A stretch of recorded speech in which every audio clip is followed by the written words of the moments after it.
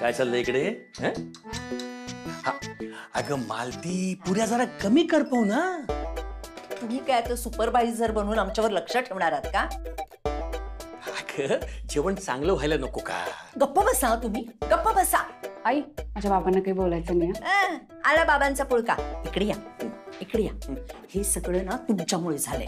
ते इथे केळवण्यासाठी आलेत आणि त्यांना सगळं करावं लागतंय. नुसतं घोळ घालून ठेवल्यात तुम्ही. अगं पण जेवणाची रिक्षा पुरवली नाही म्हणजे जेवणाची रिक्षा रस्त्यात उलटली त्यात माझा काय दोष? तुमचा काय दोष? अहो जेवण आणायची जबाबदारी कुणाची होती? तुमची होती ना. मग आता आम्ही इथे सगळे कामं करतो तर आम्हाला मदत करायची सोडून आम्हाला शिकवताय तुम्ही? हा, ती वेळी घ्या आता आधी. अगं कापायच्या गोष्टी कापून झाल्यात, आता आणखी काय कापायचंय? सगळं कापून झालेलं आहे. बघितले तुझे बाबा कामापासून पळण्यासाठी पळवाट शोधून काढतायत ते.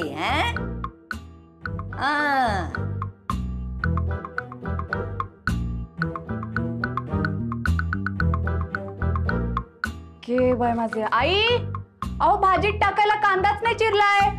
अगं कोकलते कशाला? ती मला कामाला लावेल ना आता. अगं सांग ना तुझ्या बाबांना कांदे कापायला.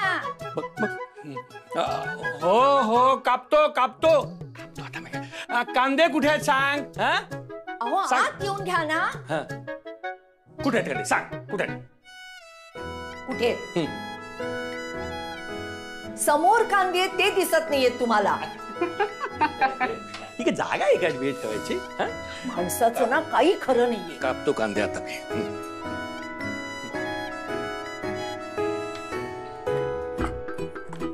जमलं तर काप.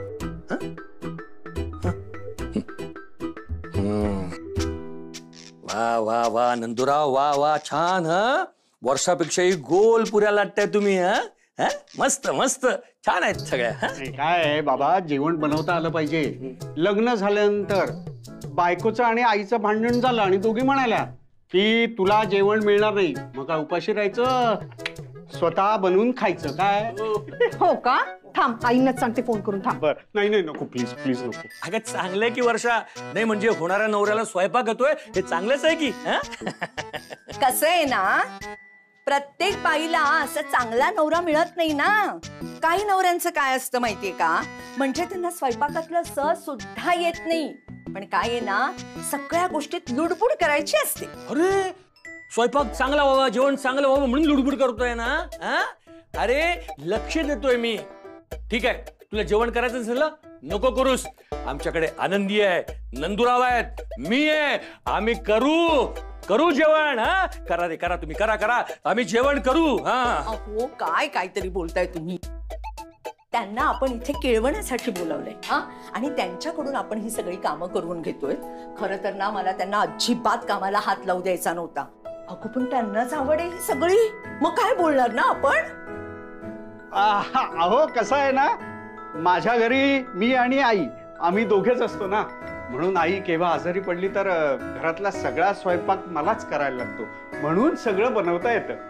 अरे चांगलंय चांगलंय. नाही पुरुषाला सुद्धा स्वयंपाक करता येतो ही गोष्ट चांगली आहे. नाही कसं आहे ना, बायकांना मदत म्हणून नाही पण आपल्याला सुद्धा स्वयंपाक करता येतो हा फील येण्यासाठी. काय राघव? हो नाही बरोबर आहे. पुरुषांनी घरची कामं केली पाहिजेत. मी सुद्धा करतो. विचारा आनंदीला. आनंदी घरची कामं करतो ना मी. सगळी कामं करतात. राघव नाही काय कसं आहे ना, सगळ्यांना घरातली सगळी कामं करता येतात, सगळी येतात कामं करता, पण तुम्हाला काहीही येत नाही. म्हणजे लोकांसंगे ब्रह्मज्ञान आणि स्वतः कोरडे पाषाण. बाबा तुम्हाला पाषाण म्हणाला ते म्हणजे दगड. मी पाषाण? मी पाषाण? तुम्ही आता उभे राहू नका तिथे, उभे नका राहू. ती वेळी घ्या आणि कांदा चिरायला घ्या. चला घ्या. ही वेळी घ्या.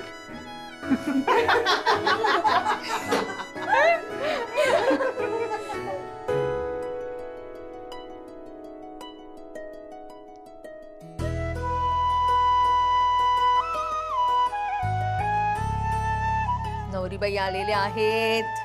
या बसा. बस ग.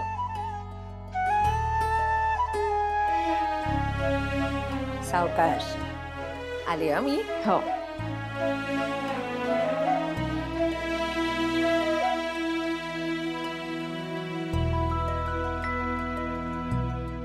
आनंदी घे ओवाळून घे. कृपया माझ्या आई आहो, तुम्ही ओवाळ ना. अगं तू आमची मुलगी आहेस, तिची वहिनी म्हणून नाही, आमची मुलगी म्हणून ओवाळ घे.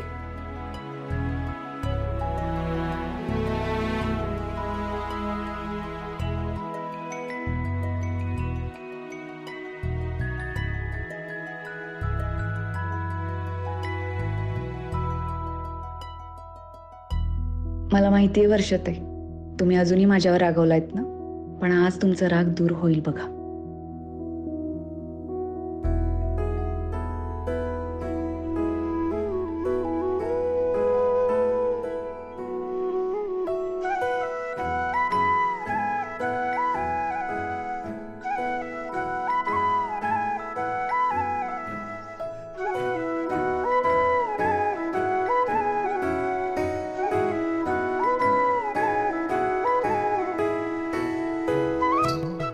आलेच मी.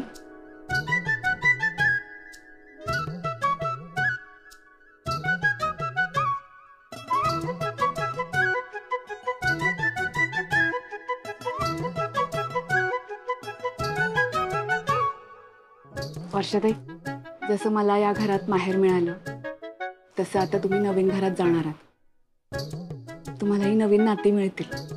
मला माहितीये तुम्हाला मामा नाही येत, म्हणून हे छोटंसं गिफ्ट माझ्याकडून तुमच्यासाठी. नंदू दादा, हे तुमच्यासाठी. थँक्यू वहिनी. अहो, उघडून बघा.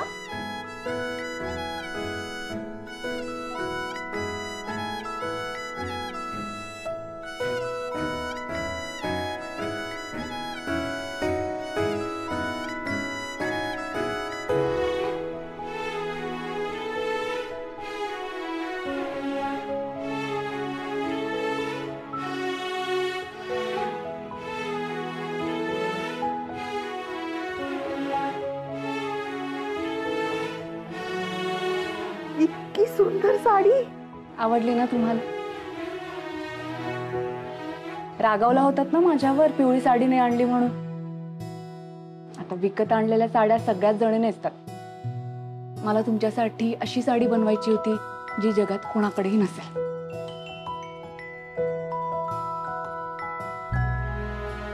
हा जो काठ आहे ना वर्षात, आईंच्या साडीचा आहे. हा काठ मालती आईच्या साडीचा. हा काठ माझ्या साडीचा.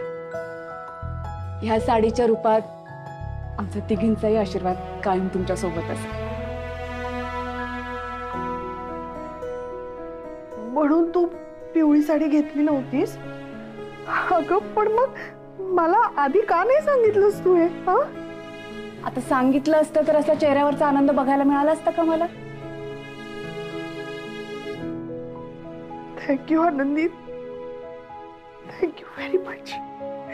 आणि खूप सॉरी, कारण मी तुझ्याबद्दल गैरसमज करून घेतला आणि रागात तुला बोलले खूप काही. सॉरी. आता राग गेला ना माझ्यावरचा? खुश आहात ना तुम्ही? साडी आवडली आहे तुम्हाला? आयुष्यभर अशाच खुश राहा, आनंदात राहा.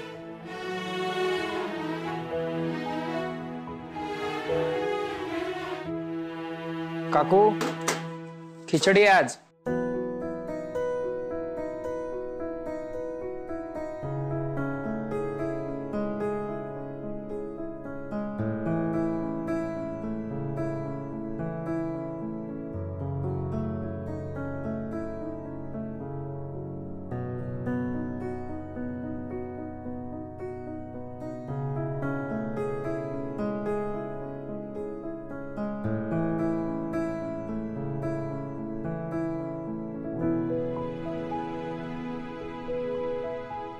हो, उठा, जेवण आलंय.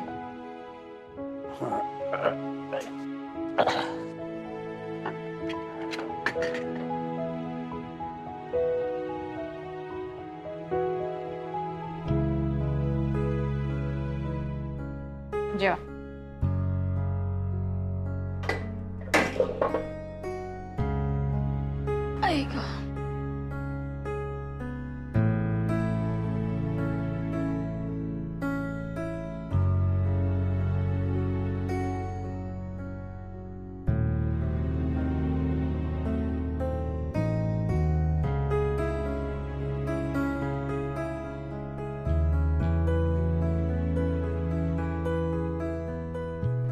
आंबा खातोय मी. आंबा खातोय मी.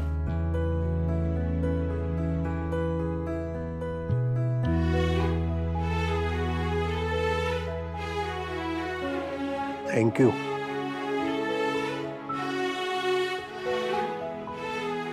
जेवण दिल्यावर थँक्यू, पाणी दिल्यावर थँक्यू. किती वेळा थँक्यू म्हणाल? आहे इथे कोणी दुसरं? हा, मलाच करायचंय सगळं. बस झालं तुमचं थँक्यू पुराण. आत्तासाठी नाही, सगळ्यासाठीच. मी तुझा राग समजू शकतो, पण आजपर्यंत मी तुला कधीच थँक्यू म्हटलं नाही.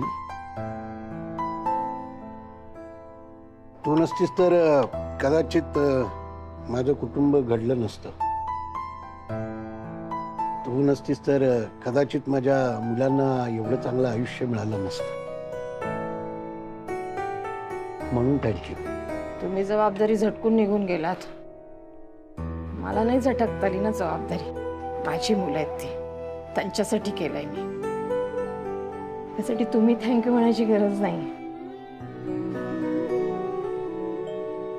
सुलक्षणा, मला माहितीये माझ्यावरचा तुझा राग कधी जाणार नाही, आणि तो जावा असं मी म्हणणार नाही.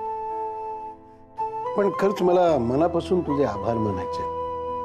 मला माहितीये मुलांवरती तुझं प्रचंड प्रेम आहे. मुलांसाठी तू खूप काही केलंयस, सगळं सगळं केलंयस. तुझ्यासारखी बायको मिळायला नशीब लागतं. आता तुझं नशीब काही तितकं चांगलं नाही म्हणा, कारण तुझ्या नशिबी मी आलोय. खूप खूप काही सहन केलेस तू.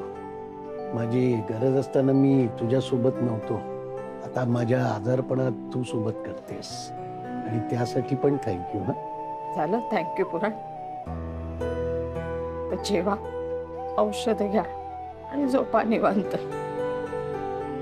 म्हणजे मला पाय मोकळे करायला बाहेर जाते. बसून बसून गुडघे दुखले माझे.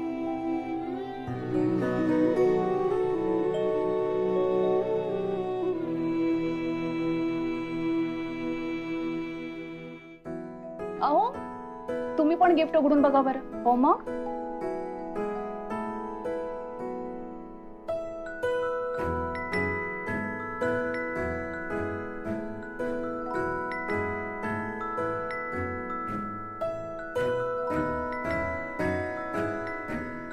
हा तर माझ्याच साडीचा काठ लावलायस ना? आवडलं का नंदू दादा? हो हो, म्हणजे काय, खरंच खूप छान आहे. हो की नाही का? आनंदी, तू एक काम कर, तू उठ आणि तू इथे बस. का? आनंदी, ऐक माझं. ऐक ऐक. अहो, अगं उठ उठ. कशासाठी वर्षाताई? आनंदी, मी सांगते ना, बस. अहो, तुमच्यासाठी केलंय हे सगळं. नाही, हे बघा आनंदी वहिनी, अहो तुम्ही होतात म्हणून आमचं लग्न ठरलंय. म्हणजे आज जो काही हा आनंद आम्हाला मिळतोय ना, तो फक्त आनंदी वहिनी तुमच्यामुळे आणि राघव दादा तुमच्यामुळे. ये बस दादा, ये रे. नाही नाही नाही, राघव दादा या, प्लीज प्लीज बसा. बस दादा.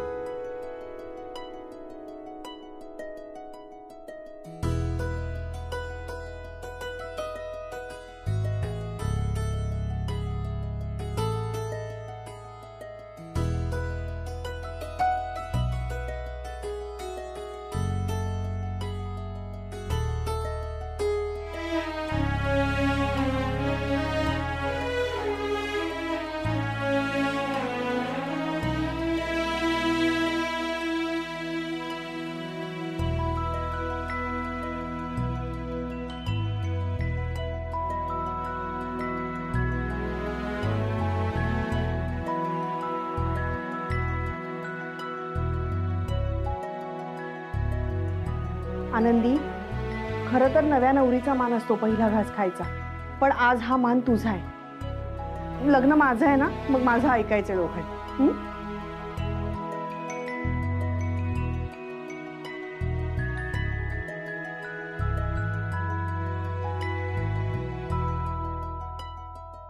नक्की तो वॉचमॅन नव्हता ना तिथं? अरे दादा मी स्वतः बघितलं, कोणीच नव्हतं तिकडं. आज तो वॉचमॅन नाही. आज ना पैसे घरामध्ये जाऊनच वसूल करूया. हा पण दादा घर कोणतं हे आपल्याला कसं कळणार? ते माझं पोरग ना 7व्या मजल्यावर राहतं हे कळलंय मला. चल बघू. बरं चला. ए पोरींनो, चला माझं आवरलंय सगळं, या बाहेर. होय आलो.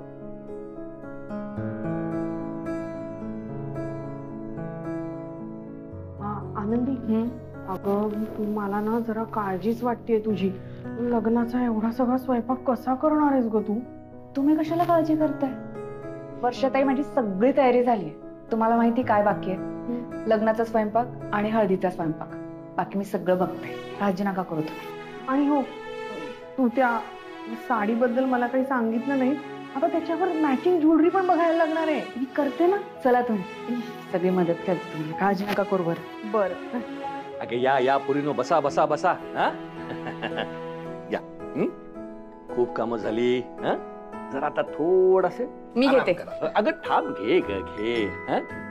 बस. हा मग पोटभर जेवलात ना सगळे? हो आवडलं ना जेवण? हो काका, स्वयंपाक खूप छान झाला होता, हो की नाही?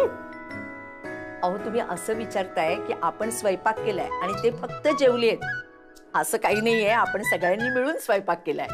हो हो हो, मी तुम्हा सगळ्यांची जाहीर माफी मागतो. अहो नाही काय, मी तुम्हा सगळ्यांना जेवणासाठी आमंत्रित केलं होतं, पण तुम्हा सगळ्यांना जेवण करावं लागलं आणि जो त्रास तुम्हाला झाला त्याबद्दल खरंच मला क्षमा करा. हो नाही बाबा, माफी कसली मागताय तुम्ही? अहो आपण सर्वांनी मिळून आपल्या सर्वांसाठी जेवण बनवलं. अशी संधी एव्हाना कुठे मिळते? काय आहे, बाहेरून मागवलेल्या जेवणापेक्षा घरातल्या जेवणाची चव काही वेगळीच होती. कारण त्यात आपुलकी होती, माया होती, प्रेम होतं, हो की नाही? ते ना फ्रीज मध्ये पदार्थ ठेवायला जागा उरली नाहीये, त्याचं काय करायचं ते बोला.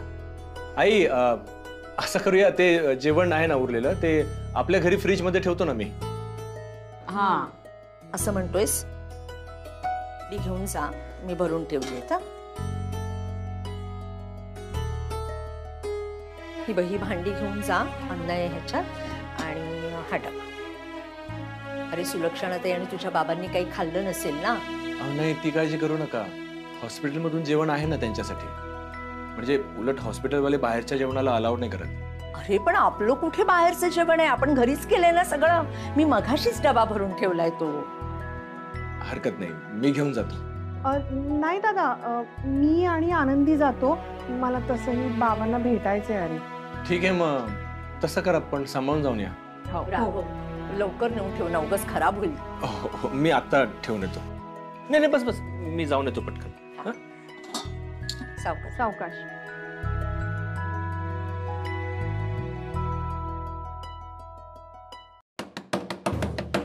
दारुगडा, आम्हाला माहिती आहे सगळे तुम्ही आतमध्ये आहेत. दारुगडा. ए काय चालू तुमचं? काय करताय? दार का उघडत नाहीये? कोण लपून बसलाय आत?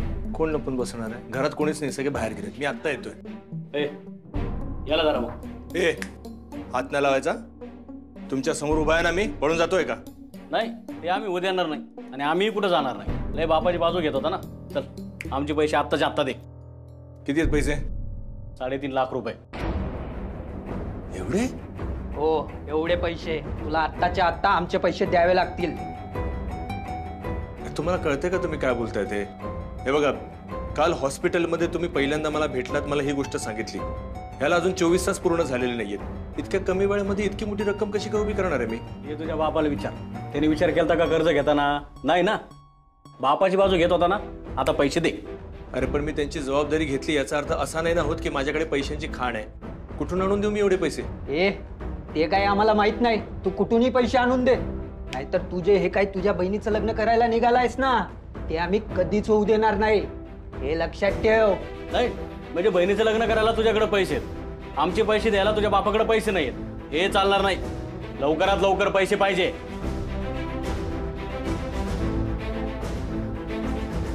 चल रे